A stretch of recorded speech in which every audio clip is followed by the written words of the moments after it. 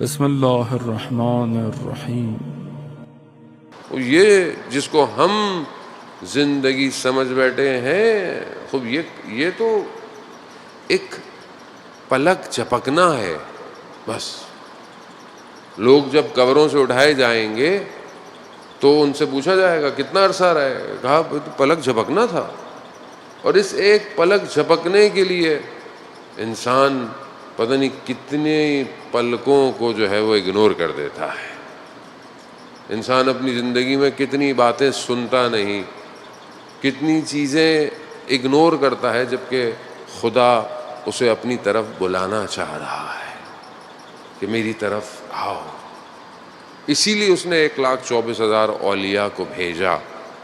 اور ظاہر ہے، جب میں نے پہلے کل بھی آپ کی خدمت میں عرض کیا کہ اولیاء جب آئیں گے تو مشکلات بھی آئیں گی، سختیاں بھی آئیں گی۔ بنی اسرائیل سب سے زیادہ قوم ہے جس کا قرآن جو ہے وہ ذکر کر رہا ہے۔ بنی اسرائیل نے سختیوں میں زندگی، مشکلات میں زندگی، فرعون کے شکنجے، فرعون نے بنی اسرائیل کو جس حالت میں رکھا، بنی اسرائیل نے چیخ پکار شروع کر دی، فریاد شروع کر دی، نتبہ شروع کر دیا۔ کیا کہ خدا نجات دہندے کو بھیج، اس منجی کو بھیج جو ہمیں نجات دے گا۔ کہتے ہیں کہ حضرت موسیٰ ان کے درمیان میں آ گئے۔ آپ کے سامنے حضرت موسیٰ علیہ السلام کو کس طرح خدا نے جو ہے وہ بنی اسرائیل کے لیے نجات دہندے بنائے۔ وہ فرعون کہ جس کو یہ پتہ تھا یا جس کو یہ خبر مل چکی تھی کہ کوئی ایک بچہ پیدا ہوگا، اب اس بچے کو ختم کیا جائے، جو کہ اس نے پوری کوشش کی، لیکن خدا نے بھی اس بچے کو فرعون کے گھر میں پلا بڑھایا۔ اور یہ خدا کا اپنا نظام ہے۔ جو خدا کے اوپر اعتماد کرتا ہے، جو توحید کو سمجھتا ہے، اسے دنیا کا کوئی خوف نہیں ہے۔ اسے اللہ اکبر،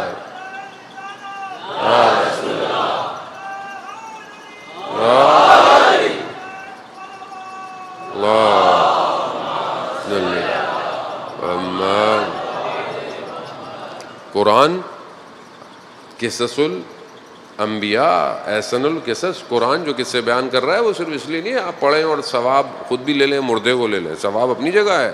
قرآن کا دیکھنا ثواب، قرآن کا سننا ثواب، قرآن کا پڑھنا ثواب، لیکن قرآن اصل میں ہدایت کی کتاب ہے۔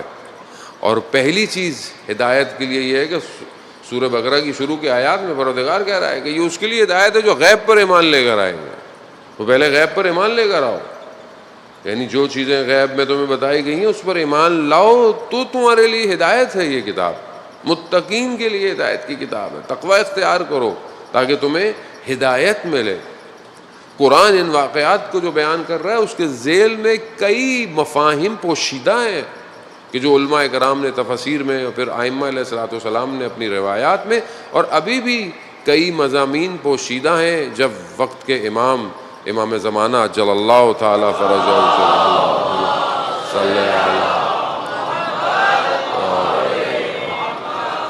جب امام تشریف لائیں گے تو پھر یہ آیات روشن ہوں گی، پھر یہ بتائیں گے قرآن۔ تو عزیزان محترم، اب آپ دیکھیں کہ جہاں فرعون اپنی پوری طاقت، اپنی پوری مشینری لگا کر ایک شخص، ایک بچے کو مارنے کی کوشش کر رہا ہے۔ فرعون کتنا بڑا ہے کہ آپ کے سامنے ابھی تک احرام مصر انسان اس کو دیکھ کے دنگ رہ جاتا ہے، لیکن اس کے باوجود خدا نے اپنا سسٹم بنایا ہوا ہے۔ اس سے بڑھ کر کوئی قادر نہیں ہے، اس سے بڑھ کر کوئی خبر رکھنے والا نہیں ہے، وہ باریکیوں کو جانتا ہے۔ اس لیے آپ دیکھیں قرآن کی آیات جب یہ کہہ رہی ہیں کہ قیامت والے دن اگر تمہاری نیکی ذرہ برابر بھی ہوگی، بہت ہی چھوڑی، جتنی قرآن مثال دے سکتا تھا اس نے قرآن مثال دی ہے، اگر اس کے برابر بھی ہوگی تو خدا تمہاری نیکی کو دکھائے گا۔ اور اگر تمہاری شر، تمہاری برائی بہت باریک بھی ہوگی، خدا اس کو بھی دکھائے گا. اب خدا کتنا بڑا قادر ہے کہ کتنے کروڑوں لوگ، اربوں لوگ قیامت والے دن اٹھائے جائیں گے.